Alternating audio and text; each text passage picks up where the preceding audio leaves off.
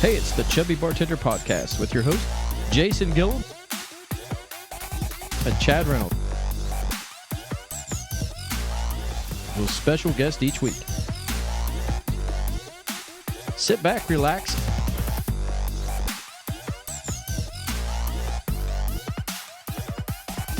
and enjoy the show. Hey, we're back. Hey. And Chad got him a haircut. Oh, boy. Jules got him. Boy. I thought you had a mohawk. She tightened it up, man. Jules got you. Yeah, I like it. I'll tell you. I think it made you look like a savage. Well, it does. Yeah, that was the goal. Yeah. But the problem is there's not a whole lot up there to work with. Oh, you got a lot of hair. I mean, it's it's getting pretty thin. Is it? Yeah. I did whatever you commit. I thought, whoa, he's got him a mohawk. Yeah, I mean, it's good and tight. was gonna there's ease not a lot into up it. there. Yeah, not a lot up there. Well, we got to thank a few guys. Who you will thank today? Well, hey, you know what, man? We never let this one go first. Let's talk right now about insurance rates. Okay, all right. Life insurance, hot. People are getting concerned with COVID right now again. Sure, and so, I think this week I'm up to 6 life insurance policies. Right. So, Now, let me ask you this. If you have had COVID, are you still eligible for life insurance? Yes.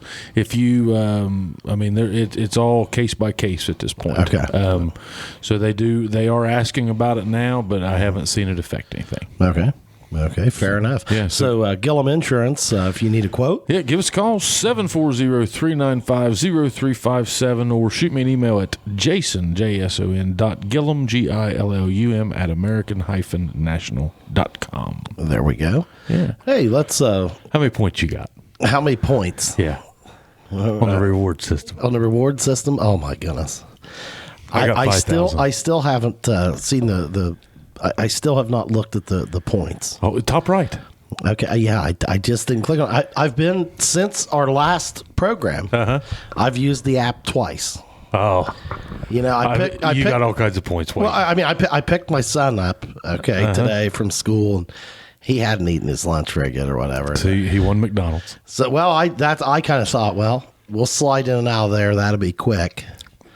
And, my God, it was backed up to the road. Oh, I saw it all day today. Yep. So I just I pulled thought he was in. giving. Oh, you know what it is? He's got that new donut. He's got a donut? He's got a new donut. He had him sporting him in there at the office the other day. You're kidding. No. Have you tried it? Yeah. Is it good? What do you think? I know it is. Yeah. Well, it looks like tomorrow I'm getting me a donut. Yeah, you better. Yeah. Yeah. Brad and Sarah Bud, ladies and gentlemen, Yeah, the yeah. Jackson, Oak Hill, Wellston, and MacArthur McDonald's. Get the app. Don't pay full price. Yeah, get the app. Get the app. Be like me and go get a donut tomorrow. Yeah, well, I mean, he brought that thing around. I'm telling you, it was so good. What is this guy? Is there anything he doesn't do? Nothing. I mean, he looks around like, well, I'm sure it's not him making He doesn't cut his call, grass, but Tyler. You still doing that? Yeah. Waste of time, man. Waste of time, yeah. But mine does it all. Yeah, well, now I'll tell you, you want to talk about a guy that makes the most of his time and where they earn the day. Oh, I know exactly where we're at.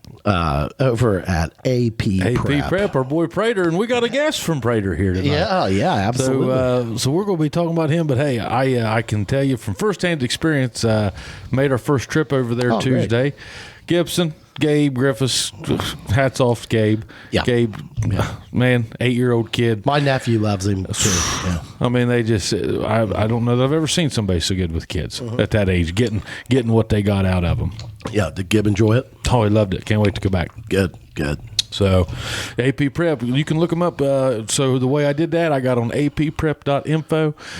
Tuesday was our assessment for Gibson. Okay. So, it's $25. Take them over there. They'll assess them, and they're going to put them in the class that fits him. Okay, cool. And then, so we start Monday, I believe. Yeah. Nice. apprep.info. Look them up on Facebook, Instagram. You know the drill. Look them up, AP Prep. Well, how about if you were looking to build yourself if you were looking large to erect facility something? I tell you how good he is. Okay. Scott Massey, fat ass. So I'm playing over there tomorrow night. Yeah. Okay. So he was going to build a stage. Oh my! Yeah, they can just build anything over at Geiger Well, sure Brothers. they can. Yeah. Give them a call, 740-286-0800. The man can build anything. Yeah. Well, I mean, they can build a stage. Do you for know sure. him, Scott Massey, Fat Massey? He's the one that's always probably over there by Prater, and he'd be the one breathing heavy. Oh. Yeah, he maybe hadn't met him, but I'm sure he's heard him. Yeah. Oh yeah, that wasn't a dragon back there. That was Scott. Yeah. Yeah, he told me today. Oh, I gotta get on this. Then we'll get Jubal. Then we'll get started. So Massey tells me today. He goes, well, he said, this vaccine, he said, seems like the healthier you are, the harder it hits you because your immune system fights it off harder and works you into a frenzy. And he said, so you ought to be all right, Patch. And I said, well, you think you're just going to skip or, or it's going to put you down or something? He was like, well, yeah, as healthy as I am. I said, geez. Oh, my. Yeah. I said, obesity about got you. Imagine what a virus is. Oh, yeah. Yeah. Well, he's already had it, hasn't he? He's had COVID. That's what I mean. He's like me. He's through the vaccine process. Yeah. Okay. Yeah. He said it about killed Kayla. Like my dad, it was fine. Oh, yeah. It hits people different. You were fine. No, well, now the first one, I was kind of like, hey, what's the big deal, right? You know? I mean, I didn't feel great, but it was second one. Whew. Yeah. Yeah. I mean, I'll let you know next week. Mine's Monday, Tuesday. So. Yeah. Well, I mean, the good thing about that, man, it's working. Yeah. You get that reaction. I mean, it's in there. It's in there. Yeah. Well, Mr. Jubal. Yeah. Welcome, sir. Well, thank you. Yes. So, what is the name? So, you are a mountain bike, way more than enthusiast. You are an owner of a bike shop. You are a repair technician. You are an avid biker. All the above. All the above. All right. It's it bit me at a young age. I've always been really into the two-wheeled sports, and the bicycle thing really struck a chord with me through the years, and so it's actually not become. It went from a hobby to it's truly a way of life. It's taken over my life. And you said I own a bike shop, and it gets right down to it. The bike shop owns me. I mean, just I enjoy what I do for sure. Yeah. So you started from Ross County. Ross County originally. Yep. And first shop was in Chillicothe, Ohio. Opened it up in 1989 on Paint Street. Mm-hmm. And what kind of bikes were you selling back then? Oh man, they were mountain bikes. The reason it's kind of like how Jason got introduced into the mountain bike scene. I rode motorcycles, and then I had a pretty gnarly injury, and broke a femur in half. And long story short, there I went into surgery. They got me out of surgery, and there was no cast. It was a new technique of putting your femur back together, and they said they just nailed it. So basically, there's 3 rods in there, and I thought, oh man, what's this? You can feel it moving. The good end of it was I was able to use my leg. So I got on a stationary bike pretty quick, within about a month, and then started riding, getting the flexibility back.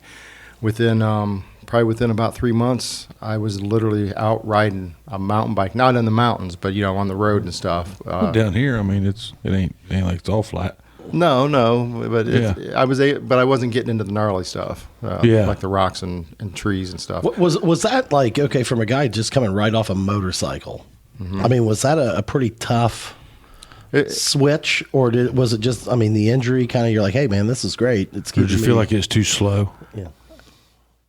No, not. I mean, yeah. I mean, you're not twisting a throttle, right? But and back then, bikes are a lot different than what they are now.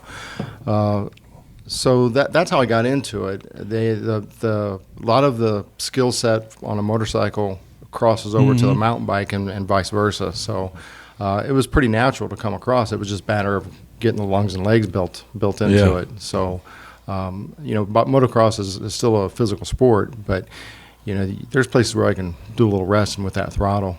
Mm-hmm. But what happened? It really bit me once I seen what I was doing on that bike, and I sold my last motocross bike, bought my first shipment of mountain bikes with that motocross bike money, and that's how I got into it.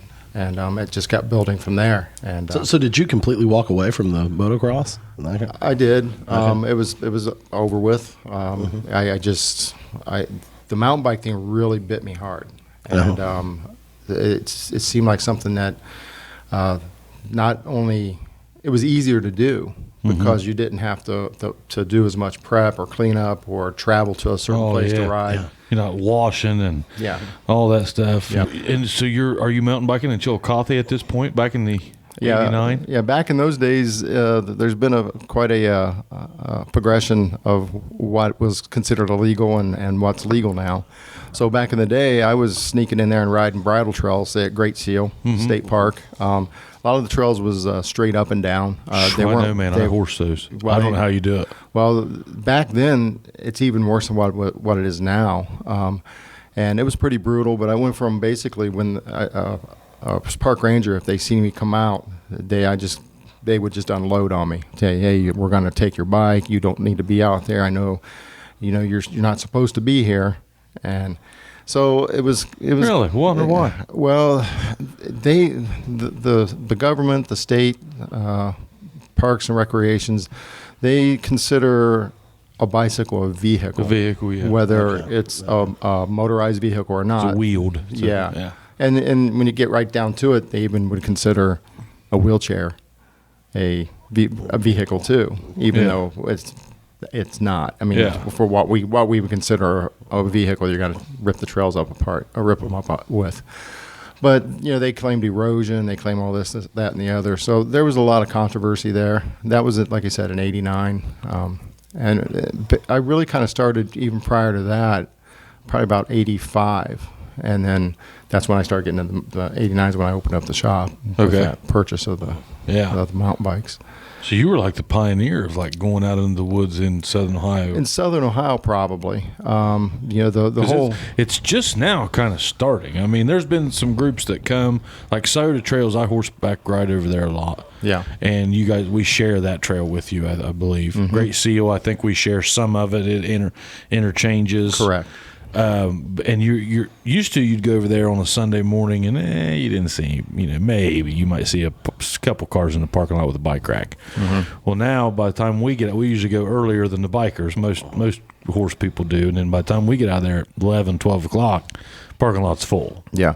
And you're talking, are you parking over there on Lick Run or up at the Horseman's Camp? At Seal or? The Seal. I don't go there much. I go right just along that creek bank, or there's a creek and there's like a little pull off right there. So you're talking about then you go right straight up the hill. Yeah, Scioto Trails then? No, Scioto Trails, you come off of the old 35 and then it's right by a creek too, and we cross the creek, or you can cross the road and go up. Long Branch. Is that Long Branch? I don't know what it's called. Yeah. But yeah, it's I was pretty fortunate because being in the bike industry, having a shop there, it didn't take long for people to know that we were the ones riding those trails. And there was a ranger that came in, a little bit of a new blood and a little more forward thinking, that he knew what was going on. And he reached out to me and basically said, hey, let's get together. I know you guys are out here riding.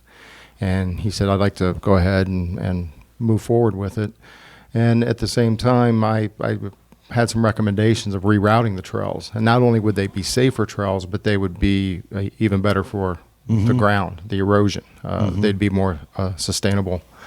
So he was very open to that. We'd walk the trail that we would want to put in. Or the other thing, we didn't just go in there and start building trails randomly. Some of the stuff was really already there, whether it was a deer path or a horse trail. But you had access. Yeah.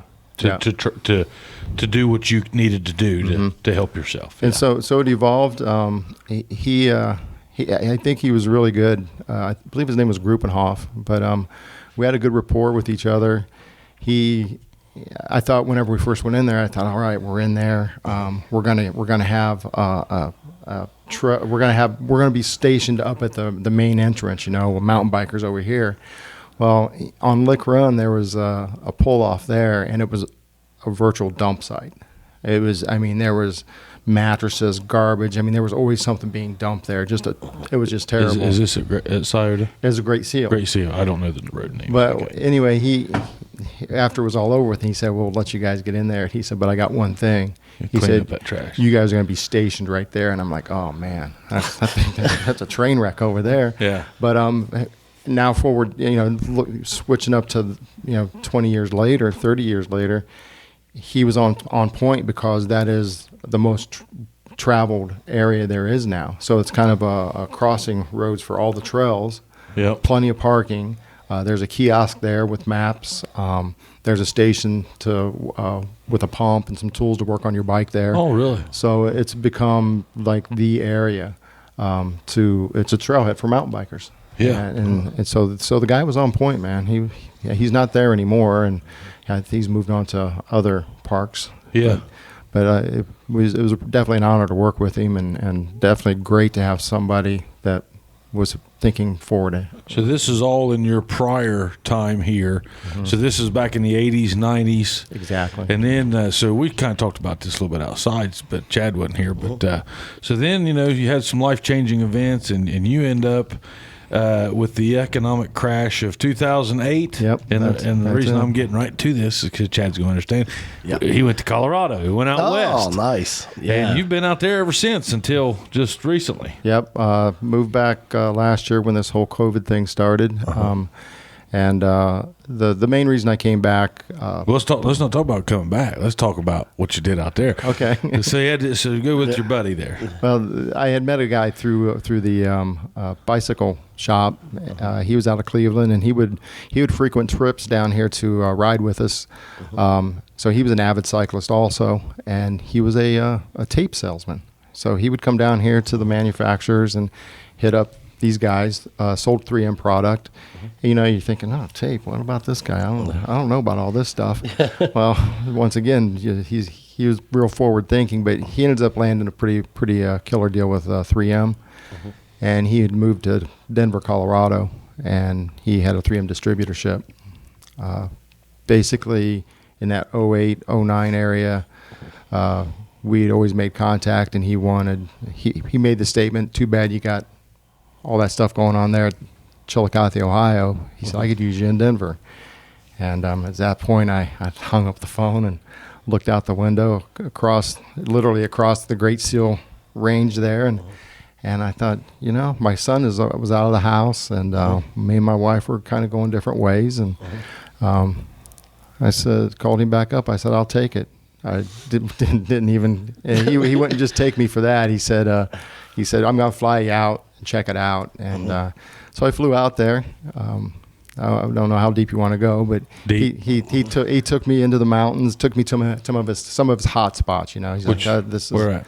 One of the first ones was over in Boulder, Flatiron area, El Dorado Canyon, places. Are these trails, or are you like going up and then coming down, like speed racing down? This wasn't even on a bicycle. This was just basically hiking, getting a feel for the land.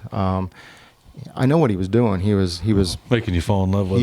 He was prodding my senses. Yeah. So there was one point where I actually got really emotional. I never had anything touch me like this. So I'm in this big monstrous canyon, and I'm just looking around, and that's your first trip from Chillicothe out there? Yeah. It's amazing. Yeah. So I'm standing there, and I had to turn my head. I'm tearing up a little bit. He said, "Are you okay?" I said, "Yeah, I'm fine."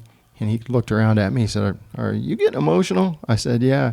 He said, "Hell yeah, that's exactly what I wanted. I wanted to see you get emotional. I wanted you to feel the same thing I felt." Yeah. And he said, "Now we can talk about doing business here." Yeah. And that's what happened. So came back, sold basically everything I owned, which wasn't a lot.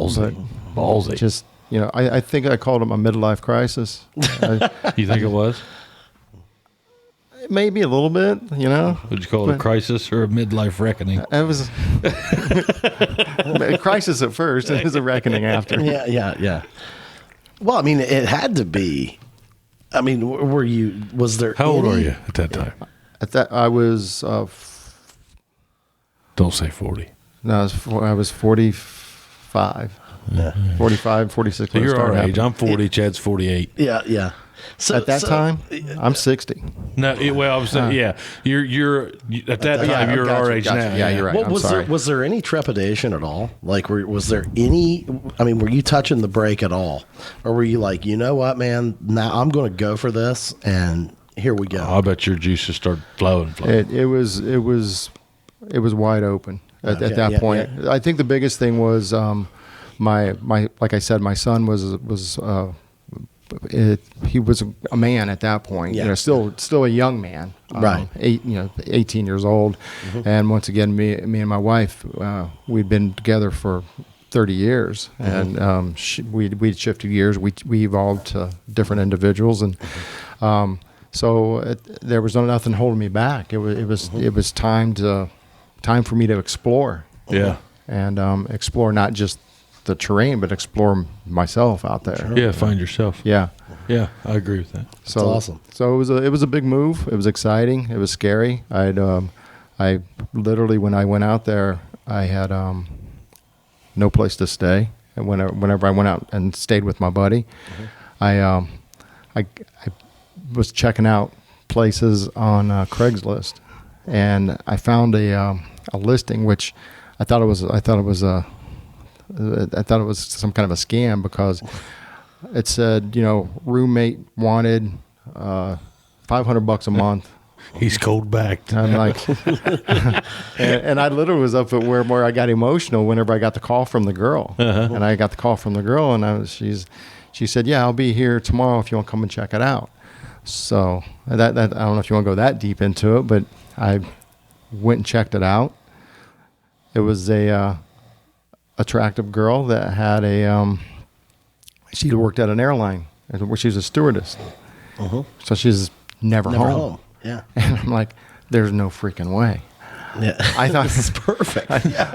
too perfect. Yeah. Because I got the code to the place and the key to the place, and I'm back in Ohio, and my buddy called me. He said, do you think that was really weird how that thing came together? I'm thinking that somebody got in a place that wasn't theirs, got my money for down payment, and I'm going to go in there and that alarm's going to go off and I'm going to get arrested because it wasn't even their house. Yeah. So I got back. Long story short, there it all worked out. Yeah. So I was, and I ended up staying there with her for almost 2 years, and she was gone all the time. We were respectful to each other, and she'd done her thing, I'd done mine. It was as a place to settle in and do my deal. So I didn't have the responsibilities of being a homeowner. And some of that stuff that I ran away from. Yeah, exactly. Relationships. You don't get into a place and look at all the projects that you got to do. You're just living. Exactly. Yeah. It was probably extraordinarily refreshing, wasn't it? Absolutely. Absolutely. That'll cleanse the soul a little bit. I mean, I think a lot of people think that doing a move like that would like bring you down. I think it'd be liberating as hell knowing that you didn't have to worry about it. No, 100%. I mean, there was, like you said, there was nothing. I worked 9 to 5. My buddy that I worked for was absolutely amazing because the dude was. I can't say enough about him. He's definitely my best friend. Always will be. But I mean, there was days that whenever we'd go in there and he would say, because he was a mountain biker too, and he said, let's just close up shop today and let's go over to Fruta on the western slope and stay overnight over there and do some mountain biking in the desert. I'm like, okay. He said, you'll get paid for it. Don't worry about it. We'll take care of you. Yeah. And that, and then being able to explore Denver, explore the mountains, weekends off. Garden of the Gods. You ride that? Went through there. Did you ever ride 7 bridges? No, I didn't. I hiked that while I was there. I'm sure you would have tore it up, but I don't know about that. But. So you're out there. So let's talk about whenever you left here and you went out there. In shape wise, how long did it take you to kind of? I mean, what was your health level at 45? My mental health was probably worse than my physical health, and of course, your mental health does affect your physical health. So, I was in okay shape. I wasn't nowhere near where I should be, or should have been. And define okay bike shape. miles wise or altitude wise? Miles wise, if you compare it to Chillicothe, miles wise for me would be putting in 20, 25 miles on the trails. That's a lot. On a mountain bike. That's the equivalent to what, 100 on the road? That's a good comparison, 75 to 100. Yeah, Mm-hmm. So you're correct. Getting out there, I was only doing maybe 14 or 15 miles at altitude. Yeah. And then as I got stronger and stronger, then you get up around 10,000 feet. Mm-hmm. That's when it really starts sucking the wind. It really gets thin. You take, it feels like you take 4 steps forward and you're really taking 2 steps. But so it took me probably a full season of riding 2-3 days a week, and then we were putting in anywhere. It was average 20 to 25 miles at altitude. You were talking about 6,000-7,000 feet, and then if you're going to go on something epic, I'd put in 40 to 50 miles in the dirt. In the mountains. In the mountains, and that was at 6,000-7,000 feet. I'd usually do that like every other weekend. What would be your elevation change out there? Oh man, 2,000. You would start around where I was at. Start around 6, and probably would be around 2,000. You'd bump it up, and you get close to like 10,000 feet, but you didn't stay up there for very long. You know, unless you were. There's been a couple runs that I did that was. We kept it as 10,000 feet, which was pretty rough for about 8 miles. That was How many calories would you burn like per mile? Are you monitoring that now? I don't monitor that. The one thing with the whole mountain biking thing, I'm a little different there because I don't even take a computer. I might take a heart rate monitor just to keep an eye on me. Yeah. But no heart rate monitor, no Strava, no mapping. Don't want anything electronic on me. I'll take a camera. I'll take my phone and put it on airplane no mode. earbuds, no music. No.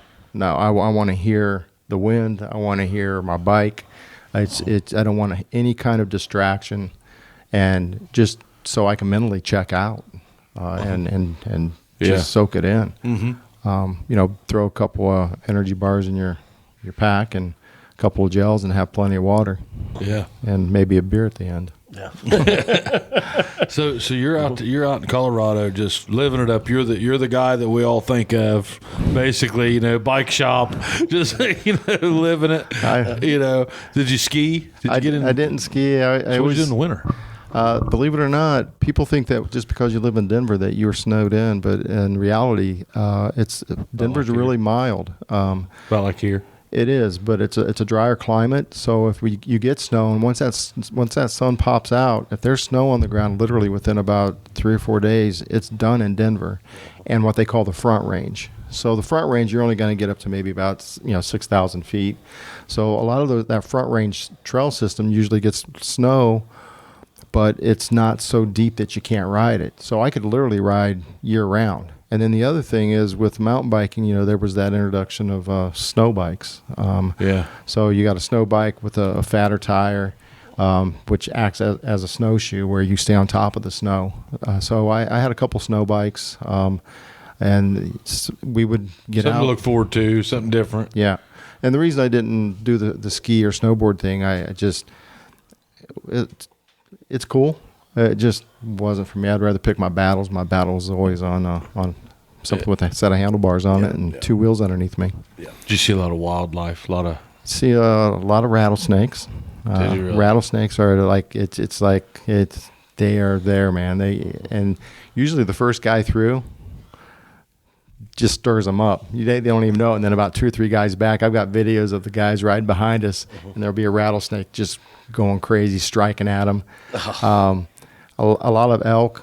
What do you do if you see a rattlesnake? Pedal faster? I usually I would just put the bike between us and walk around it. I don't flirt with that guy very much. No. None of the stuff you should flirt with. No. But seen a lot of elk, a lot of moose. Moose. Matter of fact, I was showing a buddy a shot of my girl. We were mountain biking out there, and a moose was like 20 feet from her, and she's on the trail. And she said, "What do I do?" I said, "Just keep the bike in between you and the moose. That way you can at least throw that down and make her run for it." And she could tell she's nervous. She's looking at the camera, and the moose is right there beside her. So you do have to be aware of some of the wildlife, because they are wildlife. I mean, you don't know how they're going to react. I've got on my Facebook, on my cover shot, it's got a picture of me and Jess, my girl, up on Mount Evans. Okay.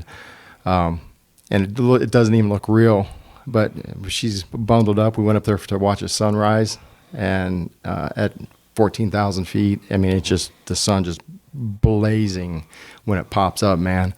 And it's spiritual too, but and we're not the only ones up there. There's people up on the side of that mountain that you didn't even know were there, and you can hear as soon as that sun peaks up, they just start hooting and hollering, and it's just unbelievable.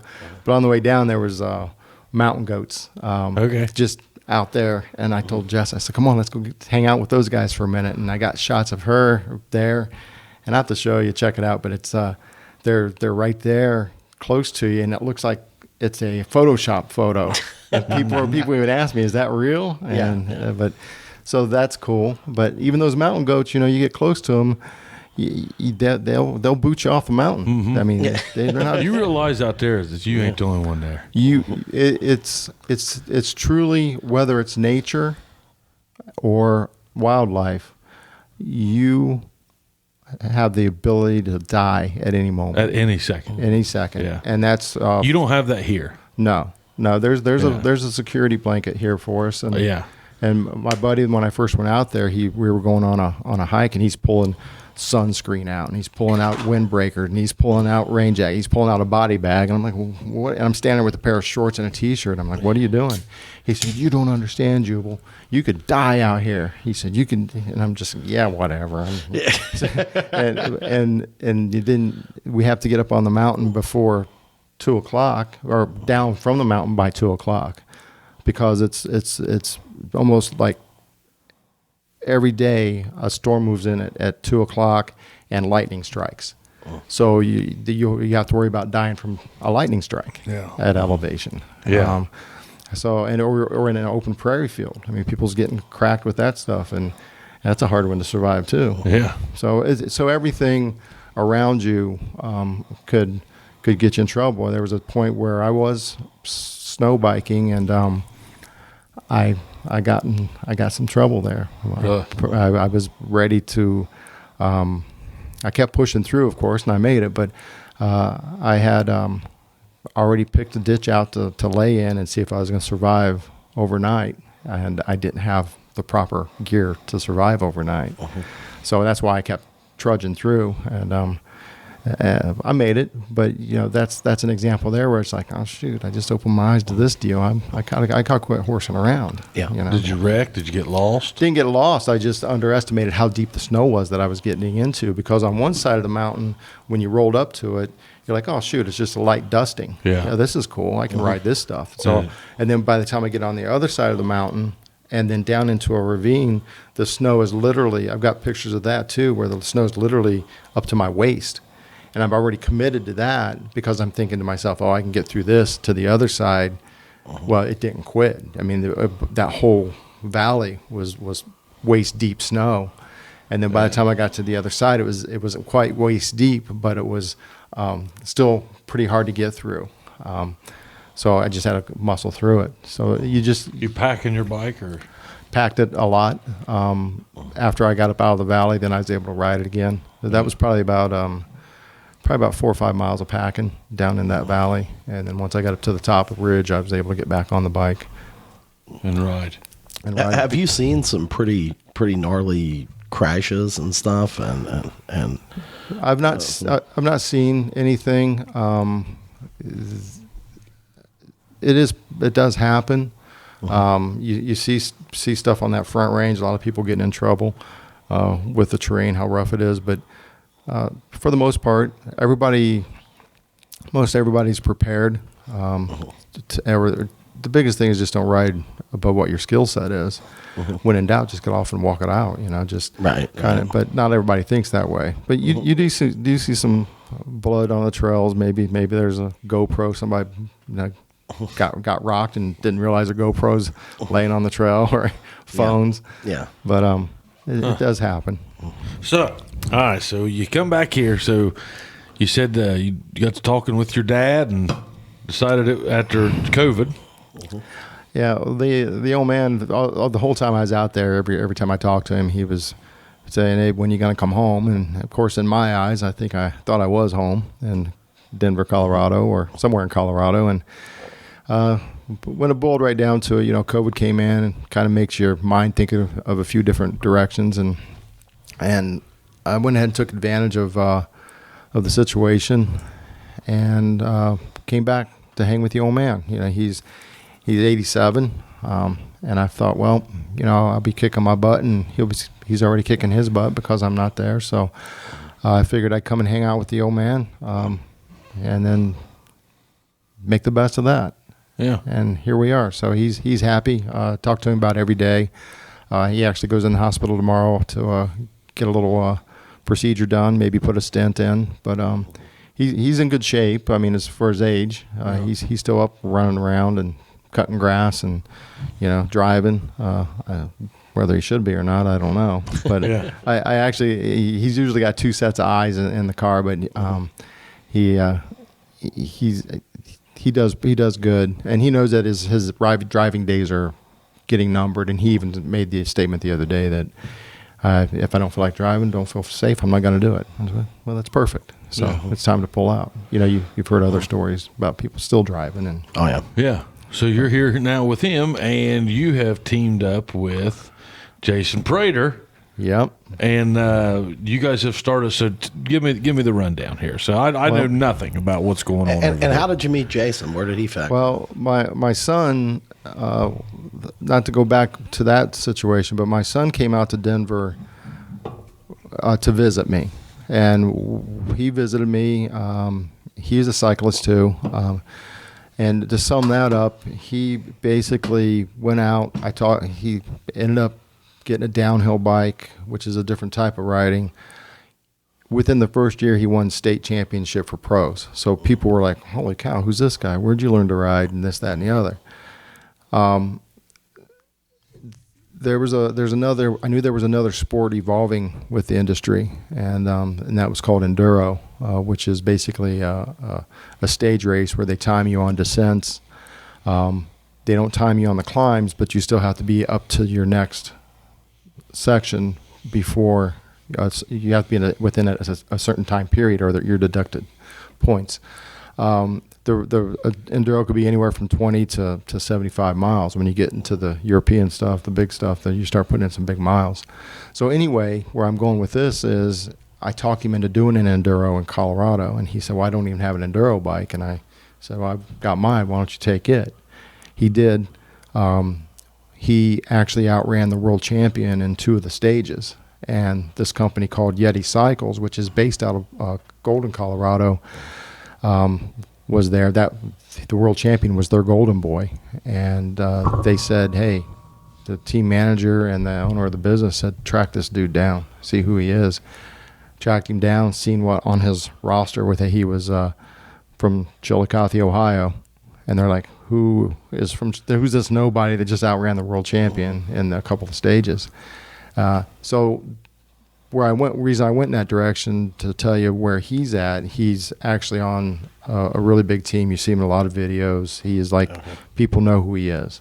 So he always comes back home, and when he comes back home, he rides with people, and people are kind of going out and hanging out with him, and he ran into Prater. So him and Prater rode, and Prater was pretty blown away that this kid is who he is, and he's real laid back, real modest kid. Mm-hmm.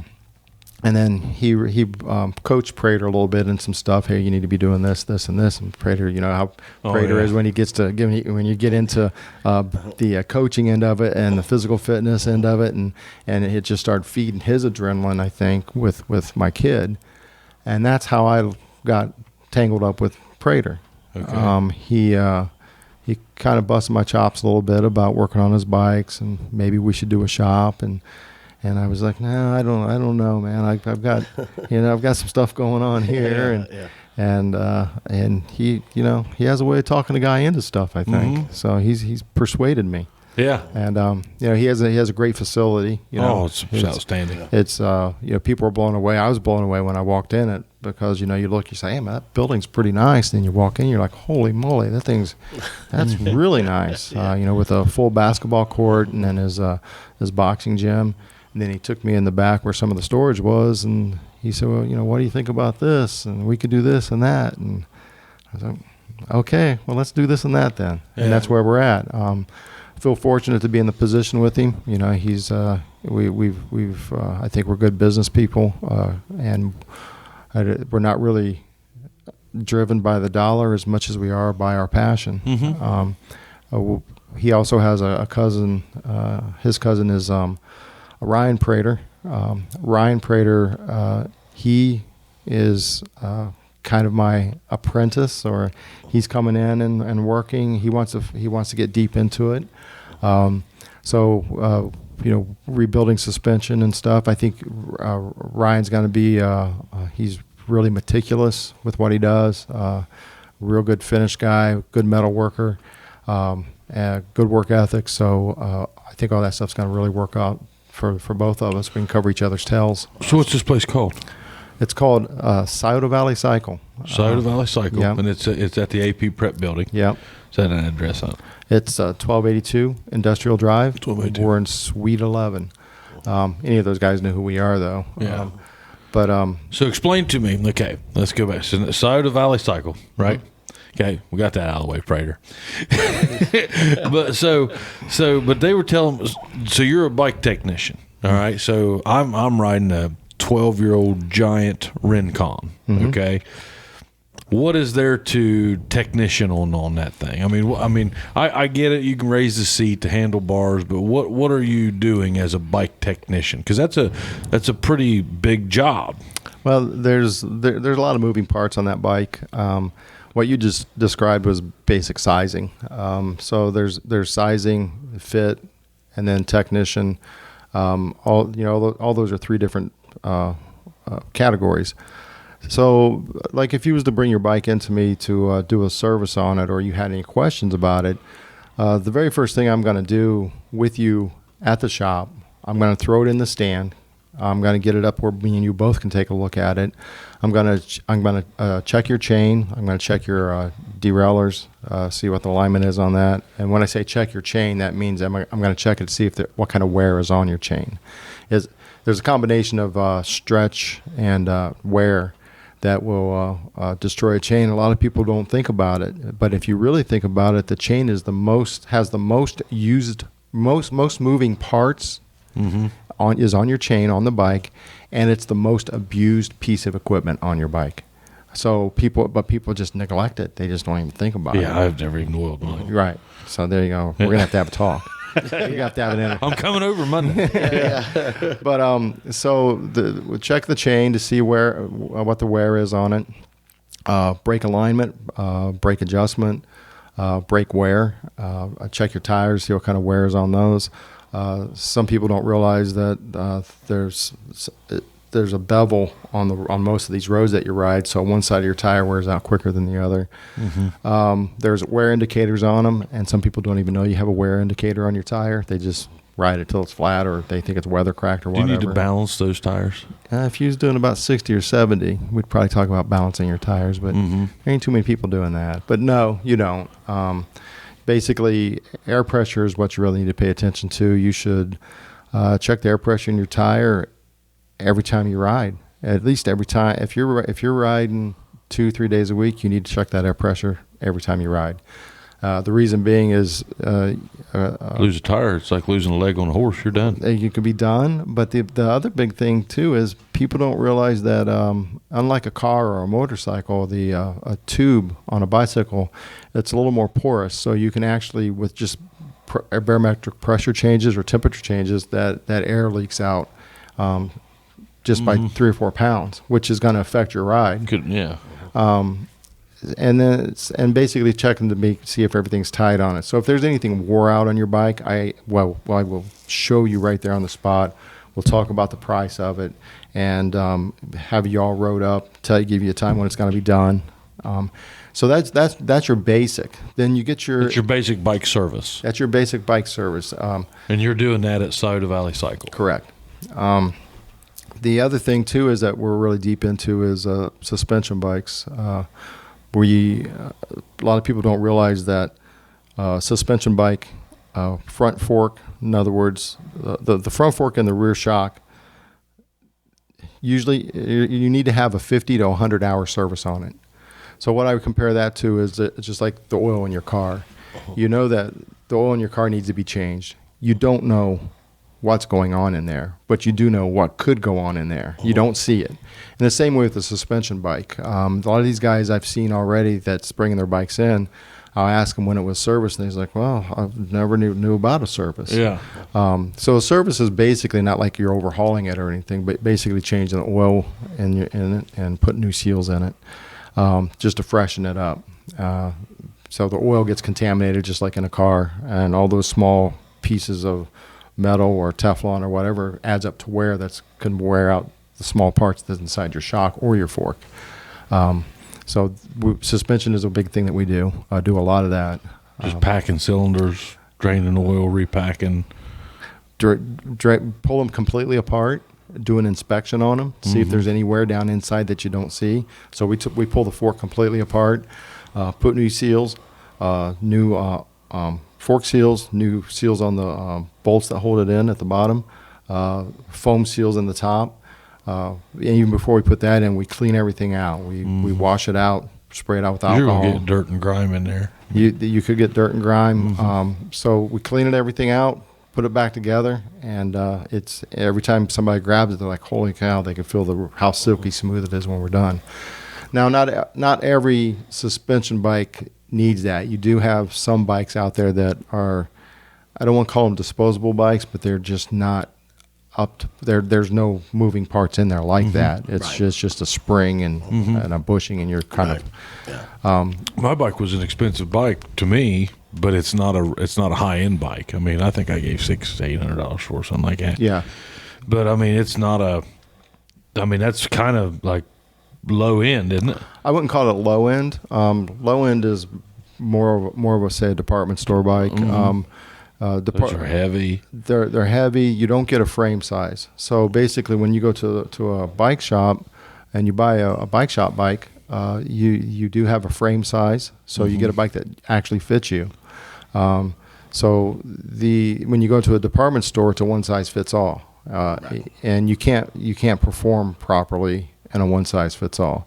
It's just like wearing a shoe. If they sold one size shoe to everybody, somebody it might fit. But most people, you're not going to be able to perform in it. I mean, they're also for that person that says, okay, I'm going to see how this goes to see how much I ride it.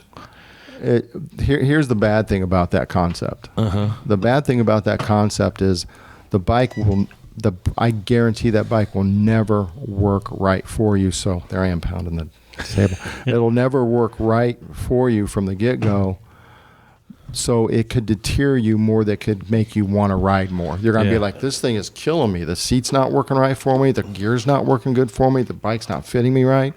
It's like, I'm done with bikes. There's no way I'm going to spend $500 or $600 on a bike. Yeah. So it's there is that end of it that I have seen happen.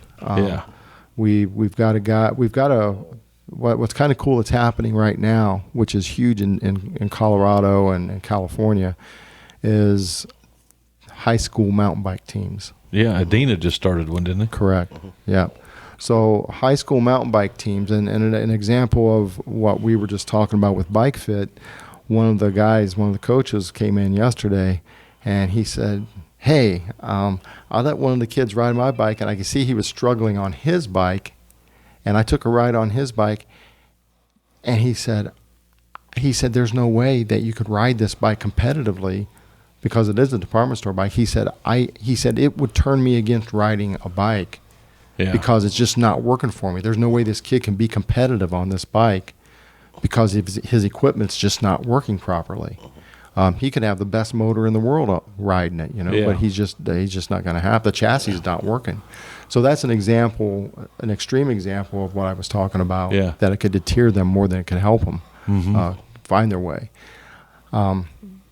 It's hard to get people to wrap their head around a bicycle. A good one, you should spend at least $400 to $500 on a bicycle.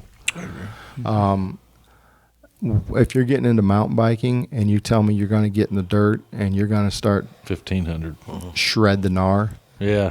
I'm going to tell you, I'm going to at least $1,500. If you're talking full suspension, I'm gonna tell you, you need to spend about $2,500 to $3,000. Yeah, Gabe showed me his new bike. Right. And I mean, he showed me your setup that you had on the frame for the spare or for the tube and the CO2 and all Yep. that. Pretty cool I stuff. bet. Yeah, but his bike was, I said, how much was this one, Gabe? I won't say how much he gave, but after he told me, I was like, oh, that's why. I was like, Well, the other, and he those guys are a perfect example of what I'm talking about, because Gabe bought a bike. and he rides a bike now. He used a bike. He bought a used bike. Yeah. And he started getting really, he started progressing into a more aggressive rider and taking on the sport more serious. And as he progressed, he's like, okay, this bike here is really not working for me now. This thing's really not, it's not helping me. So he went to another bike. And then he progressed from that bike to another bike. So he's gone through 3 stages. He stuck with it. He's got that drive. There's another kid that works there, and they call him Dragon. Oh, I don't know if man. And he went with a $500 or $600 bike, and he started folding wheels. Started bending wheels, and now he's on a $3,500 bike. Yeah. So there is an evolution. The moral of the story is basically, if you're thinking about getting in the dirt, at least spend $500 or $600, and if the bug bites you, it'll bite you. Yeah. If you go to that department store and you buy that bike, It's going to last you one trip. it's got you. You're going to be like, I'm done with this sucker. Yeah. And park it. So. Yeah. So Scioto Valley Cycle, you guys are, what do I have? Is that your phone? Whose phone is that? Mine going off. Oh, somebody's was Please with it. silent it. Not mine. But I heard something. So are you selling bikes? No. So you're just a service technician at this time. Right now, the biggest reason is COVID has created such a bike shortage. Anything that's recreational right now, and even beyond, you see some of these companies like Kenworth where they're waiting. Did you see that today? 350 people. Yeah. So They're laying off today, that they announced today, because of the microchip shortage. Yep, and that's where I was going with that, So, the bike industry was probably one of the very first industries that got struck hard, because whenever they made that call for people to stay home, that created a lot of thumb twiddling. Like, what are we going to do now? When they did make that announcement, even me in the bike industry out there, because I general managed a really big shop out there, and my assistant manager is also my fiance. So we were like, oh shoot, what are we gonna do? We're gonna be out a job. A couple of days later, they made the announcement that the bike industry is now an essential business. And I was like, well, what the heck's that? What does that mean? Now, hindsight, it was to basically keep people from going stir crazy, Well, I yeah, think. yeah. Yeah. So that opened up a whole different crazy, wild can of worms, because people were literally storming the doors. We would have to lock the doors and then quiz people what they were looking for. So they weren't just in there milling around, spreading the COVID, And if you didn't have a mask, you weren't getting in. We were basically kind of like in Colorado. Yeah, this was, it hit hard there. So we would have at the doors 30 to 40 people lined up at the door waiting to get in the shop. Now we sold out of the bread. A couple beers. They Need one? Yeah. Need one? Yeah, I'll take one, Yeah, please. 3 of them. Maybe 6. So anyway, what it boiled down to, that you already know that $500 bike range got bought up really quick. Kids' bikes bottled the water. They weren't buying one bike. They were buying bikes for mom, dad, brother, sister, the whole bunch. So we were selling 5 to 6 bikes at a time easily. And so our bread and butter bikes went pretty quick. And then even the high-end bikes had started going too, because people were like, I don't care. We was in a high-end neighborhood. I'll take that $5,000 bike. Well, I was like, wow, I wish I had that kind of money. But so that created the shortage for bicycles. Then, of course, when the manufacturing shut down overseas, now things as simple as a chain, your brakes, your essentials, your gears, the inner tubes. We had a huge inner tube shortage. So your basic stuff that keeps a bike rolling was, and still is, hit miss. So where I'm going with it is, bike companies aren't necessarily opening shops like they were, because they can't supply the shops that they've got. They can't get inventory. Exactly. So I think it's a good time for us to get into it, not only because of the the service end of it, but it's going to allow us to ease into it a little bit and get the shop up and running nice and smooth, and then it'll make us more of a solid business for these companies to come in and say, all right, these guys are doing it right. They do have service. They do have a great computer system. They do have the tools. They do have the knowledge. So at the other end of it too, there's been a few shops, unfortunately, have shut down in Southern Ohio. I think a couple. I know at least one in Athens that's no longer around. Peddler and Packer. I think they're still around, aren't they? Might be the one on. There's one called Black Diamond. Never was in that one. But so that's an example that there's been some of these guys that's maybe was just hanging on in the first place. It's really affected them. So I think with me and Prater being where we're at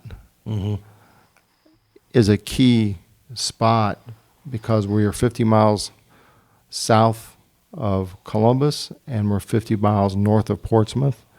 We're really centrally located.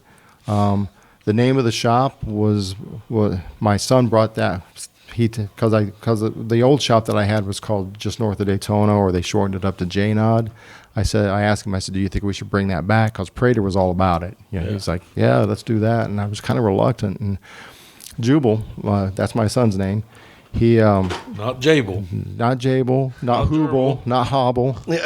Jubal. Hey, Jubal. But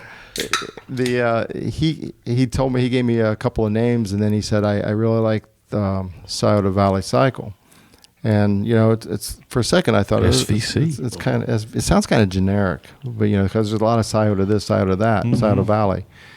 Well, after thinking about it, I'm like, well, that totally makes sense, because Scioto Valley is everything from Columbus clear down into Portsmouth, and we're covering that whole area, and that's where you're cycling. Yeah. So and Tall Surf, that's that tour of the Scioto River Valley. Yeah. That comes through there every year. We're only a mile from the bike path that takes you to Courthouse, to Frankfurt. Can you ride there from your shop? Yeah. So I see you're doing those community rides. Mm-hmm. So explain that to me, because I want to get into this. Well, do you allow fat people? Oh, the fatter the better. Yeah, there we go, Chubbies. Well, our rides that I push are all mountain bike rides. Okay. Now, the community ride you're talking about is something that's happening and from another shop in town, and I thought you led it. I lead the Scioto Valley ride, which is full blown mountain bike ones. That's what I'm talking about. Whatever it is you ride. Yeah. Gabe told me that it was something. Okay. It is. Sorry. That's the one. That's okay. All right. We had our wires crossed there. Yeah. But so what do you lead? What's that? I call it the Scioto Valley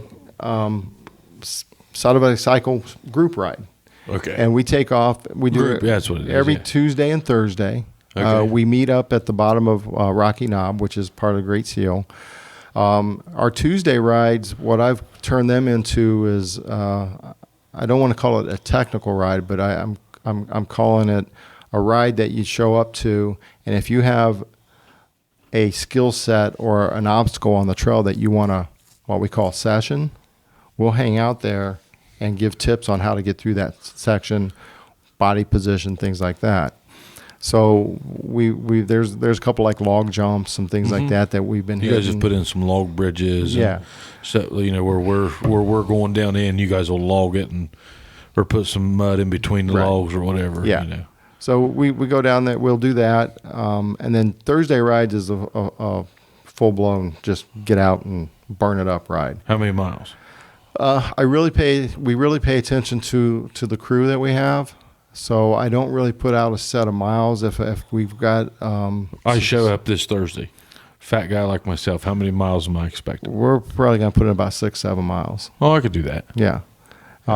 And then if it's I'm not saying easy, but I could do it. well, I wouldn't. If it was easy, I'd turn the volume up on a little bit. Yeah. Just like on that Bose system you got. Yeah. We got to get Fat Massey into this.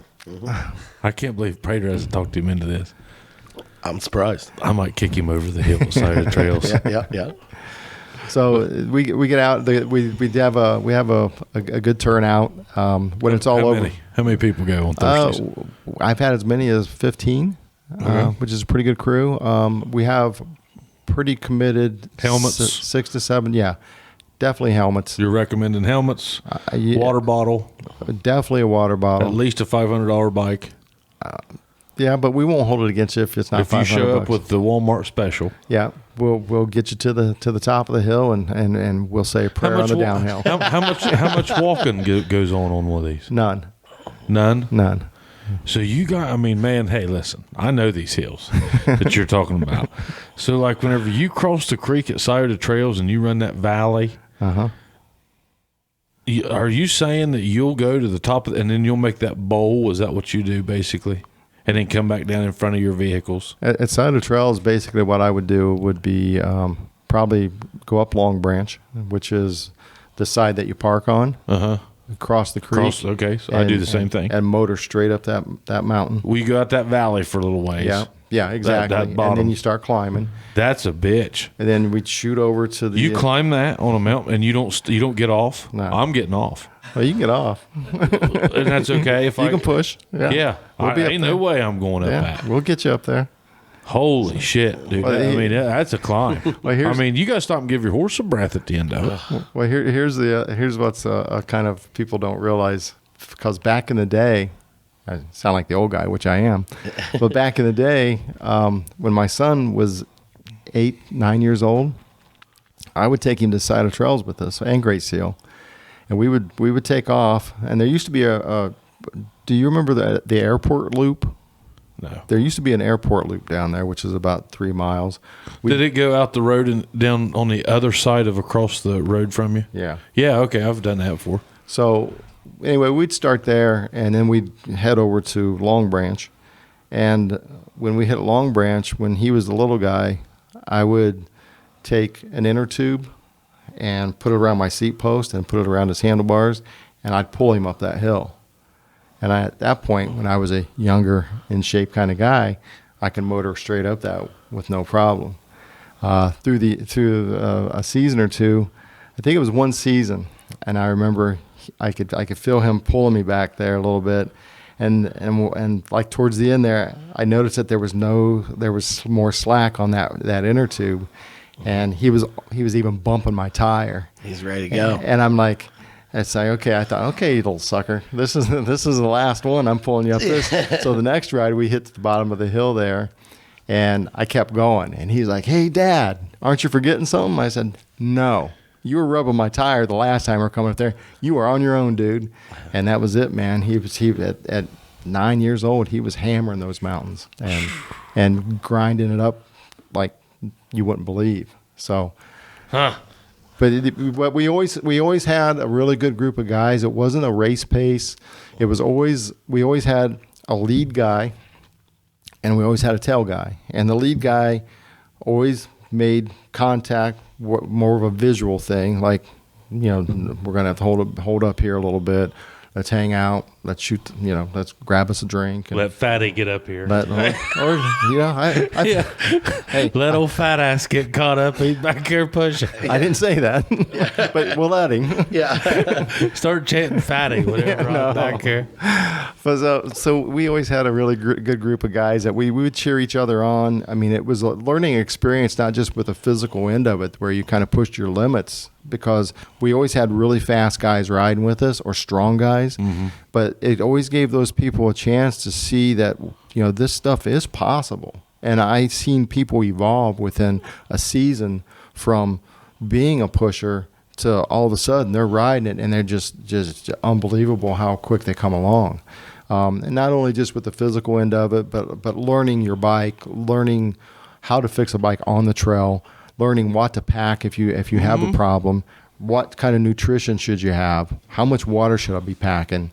Like you said, dude, you're 6-7 miles away, and if you're in click shoes, you don't want to walk 6-7 miles in click shoes. I messed up in Colorado a couple years ago, and it was a bonehead move on my part. I didn't have an air cartridge. I had a flat tire, and you're 100% right. And I walked through the mountains with my shoes off because the damn thing was hurt my feet so bad. You know what click shoes are? Oh yeah, those things. Yeah. Well, so how many hours, on Tuesday and Thursday, how long are those rides? How long are you guys out there? Once again, we're probably putting in at least an hour and a half to 2 hours, sometimes 3 hours if we're really getting a kick out of it. I like riding horses. Yeah. And then when we get back, and we have a treat. I always have it's kind of a tradition. I always pack a watermelon with ice. So we all get back, and we'll slice up the watermelon and do a little talking. A little fellowship. Yep. And a little high-fiving and talking about the session we did. We have men, we have women, we have kids. We have some of the high school kids have showed up to ride with us. So, Dina, who else is doing the mountain bike team? Yeah, I don't know for sure. I think Chillicothe is too. Okay. But the only thing I did was Huntington? I don't think they're doing it yet. So what will they do? Will they just go to Great Seal and Sutter Trails and race, or what? Well, there's a group of this is across the state. Okay. So there's other mountain bike teams. Yeah. So there is a circuit. NICA, I believe, is. I don't know the details, so I don't want to spit too much. But I think NICA is the one that's kind of controlling that. The only thing that I did with the high school mountain bike team was tell them I'm there if they need any kind of advice as far as any kind of. I don't necessarily want to be a coach, but they're more than welcome to ride with us because our normal rides, you can learn a lot. With riding with a group and the trail maintenance, and knowing your limits and body positions, because the whole time that we're riding, if I'm riding behind somebody, and I'll go from the front to the back, and kind of watch what's happening, and if I see a little hint that I can give to somebody, I'll give that hint to them. I won't preach to them. I'll be basically, hey, why don't you do your pedal position this way when you go through that turn. And that gives them enough to really kind of think, okay, let me focus on that. Because if you start bombarding them with a lot of stuff, it's just... So are those rides on Tuesday and Thursday, are those almost like classes? Do you have people that are just complete beginners showing up at all? We do. And the group is just open to that? And, okay. Yeah. So everybody's real nurturing. We'll even tell them if there's a section coming up, we'll tell them what kind of section's coming up. And we'll even, if we see some trouble, when we get through a rough section, we'll stop and hang out to make sure everybody makes it, or say, hey, you might want to walk your bike through here, and take it easy through here. You might want to push it through here. Don't be ashamed to get off your bike. The last thing we want to do is I'll probably bring a backpack and a sandwich. That's how we do that once in a while. You guys kind of have an environment where it's like, hey, look, if you've got to push, or you got to walk. That's cool. There's zero shame, man. Zero shame. Are you selling gear? We are selling some gear, some helmets, gloves, water packs, things like that. Camelbacks. We'll get deeper into that as the season goes on, or I should say next season, really. Yeah, because you're going to have some peak times here for the next 2 or 3 months. And, well, what is this? You're going to have September and October and then November here. wind Well, down? we'll wind down. Now there will be still be some hardcore guys getting out there and gals. And when the time change comes, that's whenever a whole new experience comes, because we night ride. So In the woods? yeah. So we'll run two light sources, one on our helmet, which is the best source because everywhere you look, you've got a light. Yeah. Run it back up on your handlebars, and it opens up a whole. It's a cool experience because sure it is. you're out there. It's cool. It's nighttime, and it's almost even better because you don't see anything around. You're just like tunnel vision. You're focused on what's in front of you. Whatever's in front of you. Yeah. Do you ever go out and spend the night? I don't. No, for one thing, I don't think you're allowed to. But I mean, do you ever go somewhere and camp and go do it, or tent camp, throw it up there, whatever you want to do? like while you're mountain biking? Mm-hmm. No, I don't. I'm not saying you can't do it. I'm just not that guy. I saw a lot of people in Yellowstone, and they were just biking around Yellowstone. I mean, that's more road bike. They were on mountain bikes, but more cruisers. More touring and stuff like that. Yeah, and they would have the gear, and then they would just pull off of the campsite, and that's what they'd try to get in 50 miles a day. Dude, Alaska, that's all you saw was bikers. Really? Whenever I was in Alaska. Man, Yeah. it was crazy. You already know that there's different types of bikers, different types of bikes. I'm not that long distance endurance guy. I like a little cushy bed. And I see my van out there, the back of it is a van. It's got a bed in the back. Yeah. So if I'm going to camp out, I don't really call it camping out. I get to the van and I'll hop in the back and drink me a beer and kick back, turn the fan on. That's me camping. Yeah. But I do have some friends that are dirt baggers, they call them. So dirt baggers are the guys and gals that get out there and just 100 mile a day people. 100 mile, just literally. I mean, the one fellow we got that was a really good friend, super good technician. Absolutely love that guy. That dude would go so hard, and no matter what the weather, and sleep in a freaking ditch, and like it was not, and wake up and do another 100 freaking miles. Just a pure freaking animal, man. He said the last time he did that, we were. He was telling me that he actually still worked for me, that he rode 100 miles, rode so long that he couldn't go any further, and fell asleep in the ditch with like his sleeping bag. He heard coyotes and stuff all around him, and then when he woke up, there was an ice sheet on top of it. He had to break the ice sheet to get up out of it and get all the ice off, pack it up, and hit the road again. And That's crazy. Yeah. Are you riding padded shorts? Yeah. Everybody can benefit from a padded short. Yeah. A padded short, some people do, some people don't. The people that don't, I'm saying that they're not riding long enough.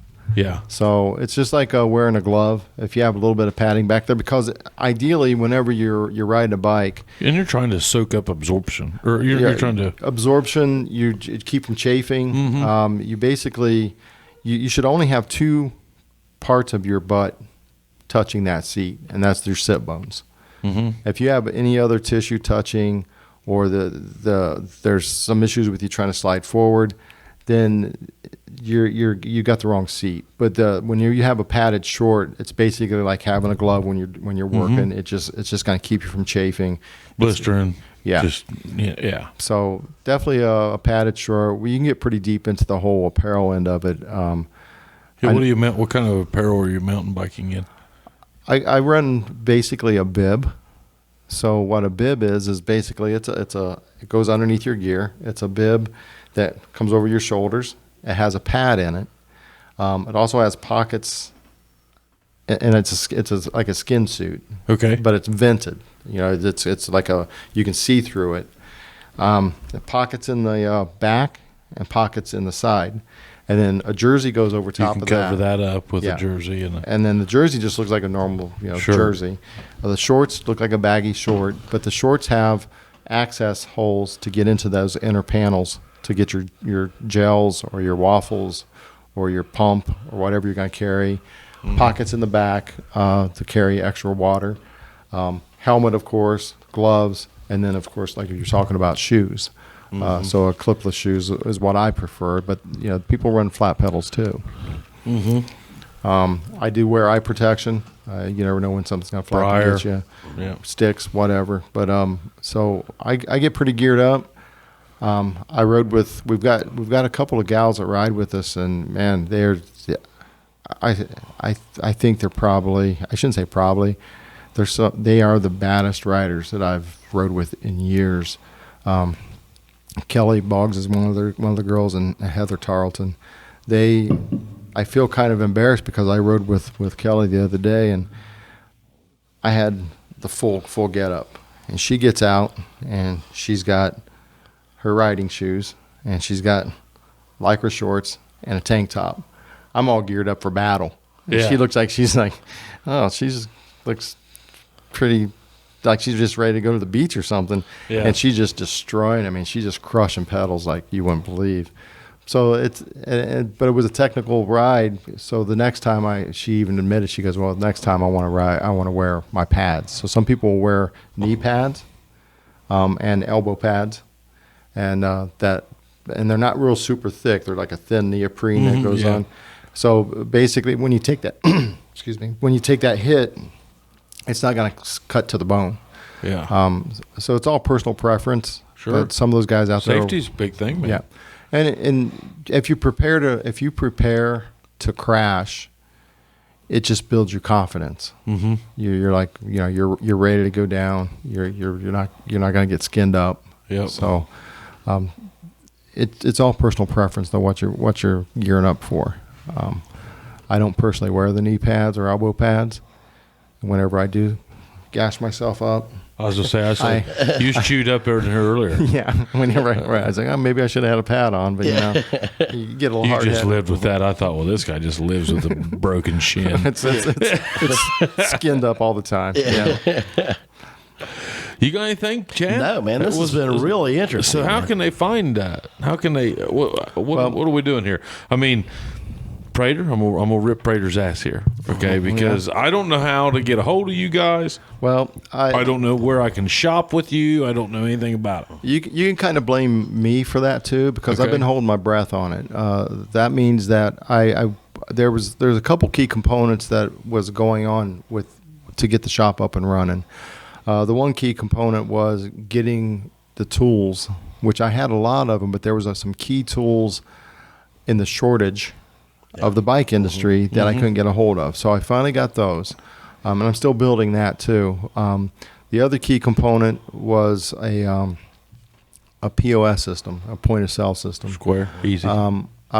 We went a little deeper. We went with a product called Lightspeed because our Square is good, but I don't think it's as good if you're doing a detailed service work order, because I can go in there. It gets a little deep. They're all good. So they're all good, and I've had experience with the Lightspeed. So the Lightspeed has been my go-to. I've been running for 10 years.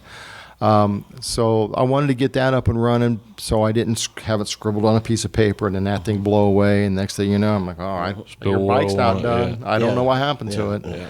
So I wanted to be as professional as possible, and then bringing Ryan on too and getting him honed in. So now we're at that point where now we're going to start advertising or putting the name out there. We don't have a phone as of yet. I'm not a Facebook page. I have a Facebook page. You or Scioto Valley Cycle? It's Scioto Valley Cycle.